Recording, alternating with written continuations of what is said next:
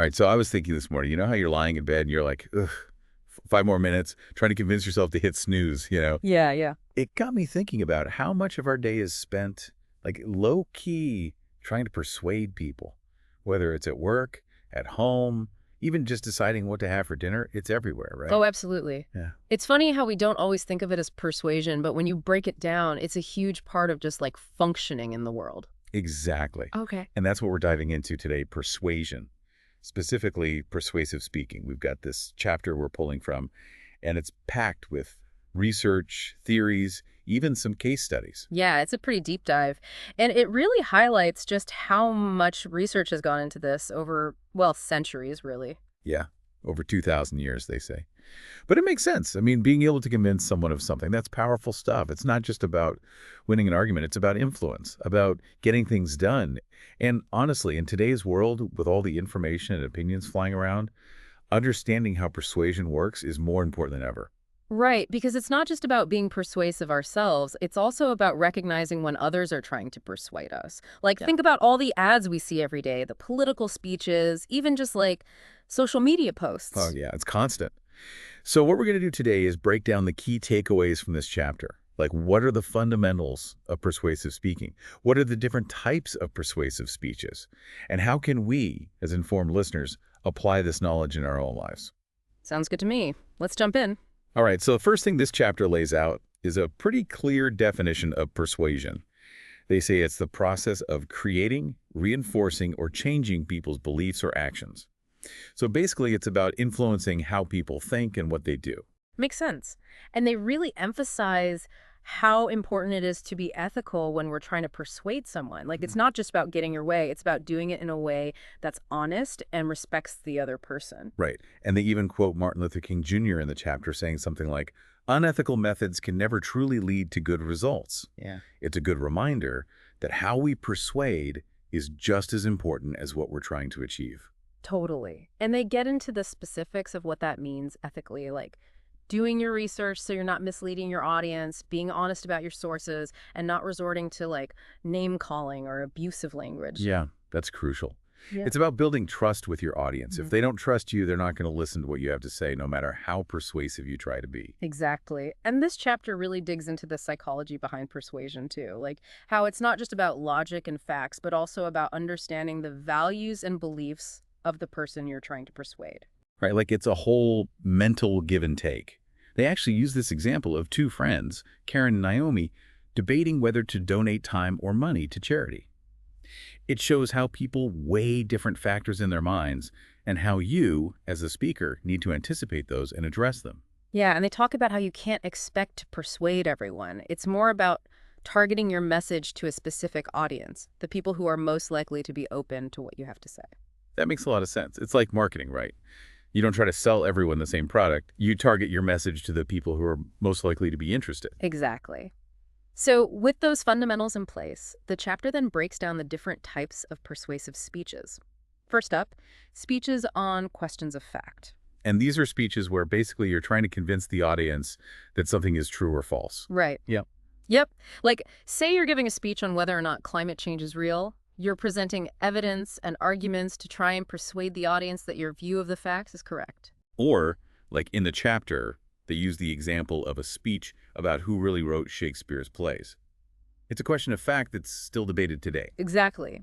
And they point out that persuasive speeches on questions of fact are usually organized topically, meaning each main point focuses on a specific piece of evidence or argument that supports your claim. Okay, that makes sense. So what's next? Next, we've got persuasive speeches on questions of value. And these are different from questions of fact, right? Because it's not just about what's true, but about what's right or wrong, good or bad. Exactly. Like, think about a speech on the ethics of animal testing. It's not just about whether animal testing exists or how it's done. It's about whether or not it's morally justifiable. Right. And the chapter stresses that these speeches aren't just about personal opinions. You have to establish clear standards or criteria for your judgment. Like, what do you mean by ethical in this context? Totally. And then you apply those standards to the specific issue you're discussing. So with animal testing, you might define ethical behavior as minimizing harm to living beings, and then argue that animal testing violates that standard. Got it. And these types of speeches, they usually follow a topical structure too, right? Yep, pretty much. One main point to define your standards and another to apply them to your topic. Okay, so that's questions of fact and questions of value. What's the third type? The third type is persuasive speeches on questions of policy. Now these are about what we should or should not do, right? Exactly. It's about advocating for a specific course of action, like a speech on raising the minimum wage or implementing stricter gun control laws. Or even something less politically charged, like a speech on why your company should adopt a new software program. Exactly. And with these speeches, there are two main goals you might have. One is to gain passive agreement, where you just want the audience to agree that a certain policy is a good idea. And the other goal is to get them to take immediate action, like to actually do something, like sign a petition or donate to a cause. Right. And they point out that sometimes taking action can actually reinforce belief. Like if you get someone to actually do something, they're more likely to commit to that belief long term. Interesting. So when you're crafting a speech on a question of policy, there are three key issues you need to address. Yeah, they call them need, plan, and practicality. Need, meaning you have to convince the audience that there's actually a problem that needs to be solved. Right. And then plan, meaning you need to present a clear solution to that problem. And practicality, meaning you have to show that your plan is actually feasible and won't cause more problems than it solves. Makes sense. And depending on the topic and the audience, you might spend more time on one issue than the others. Yeah. Like if the audience already knows about the problem, you could focus more on your proposed solution and how it would work. Absolutely. And then to organize these speeches, there are a few different patterns you can follow. They talk about problem-solution order, problem-cause-solution order, comparative advantages order, and Monroe's motivated sequence. Okay, break those down for me. So problem solution is pretty straightforward. You present the problem, then you present the solution. Like, let's say you're arguing for a new recycling program in your city. You'd first talk about the problems with the current waste management system and then present your recycling program as the solution. Okay, and problem, cause, solution, that's similar, right? Yeah, but you add in an extra step to analyze the causes of the problem. So with the recycling example, you might talk about how the lack of a good recycling program leads to landfill overcrowding and environmental damage. Then you'd present your program as a way to address those specific causes. Got it. So what about comparative advantages? Comparative advantages is useful when everyone agrees there's a problem, but they're debating the best solution. So you basically compare your solution to other possible solutions and show why yours is the best.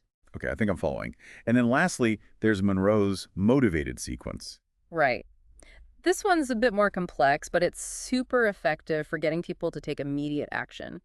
It has 5 steps: attention, need, satisfaction, visualization, and action. 5 steps, huh? All right, walk me through them. So first, you grab the audience's attention with something engaging, like a story or a shocking statistic.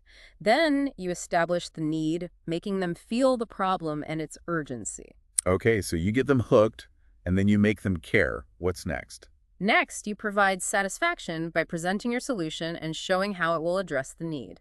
Then you use visualization, painting a picture of how great things will be once your solution is implemented. So you're getting them excited about the possibilities. Exactly. Yeah. And finally, you end with a clear call to action, telling them exactly what they can do to help make it happen. That's a pretty powerful sequence. No wonder it's used so much in advertising. Right. And the chapter actually gives a whole example speech that uses this sequence so you can see how it all comes together. That's really helpful.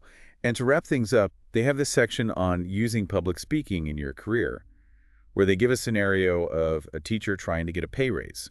It's a good example of how these principles can be applied in real-world situations. Yeah, that's a good one. It really shows how understanding these different types of speeches and organizational patterns can help you tailor your message to your specific audience and goal.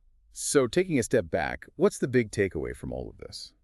I think it's that understanding the principles of persuasive speaking can make us more effective communicators and more discerning listeners. It helps us recognize when we're being persuaded, and it gives us the tools to persuade others in a way that's both effective and ethical. Absolutely. It's about knowing your audience, crafting your message strategically, and ultimately influencing people's thoughts and actions in a positive way. And I think the chapter really highlights that this is a skill anyone can develop. It's not just for politicians and salespeople. It's for anyone who wants to make their voice heard and make a difference in the world. Couldn't agree more. So listeners, think about a time when you were either really persuaded by someone or when you successfully persuaded someone else. Now, thinking about what we've discussed today, what can you learn from that experience? How did they use the principles of persuasion? Did they appeal to your emotions, your logic, or both? Did they use a clear organizational structure? And if this has sparked your interest, keep exploring. There's so much to learn about rhetoric and persuasion, and you'll be amazed how much it shows up in our everyday lives. Exactly. From the ads we see to the conversations we have, persuasion is all around us. Understanding how it works gives us a real advantage, both as speakers and as listeners. So keep learning, keep practicing, and who knows, maybe you'll even deliver a truly unforgettable persuasive speech one day. That's the goal, right? To make a difference. That's the goal.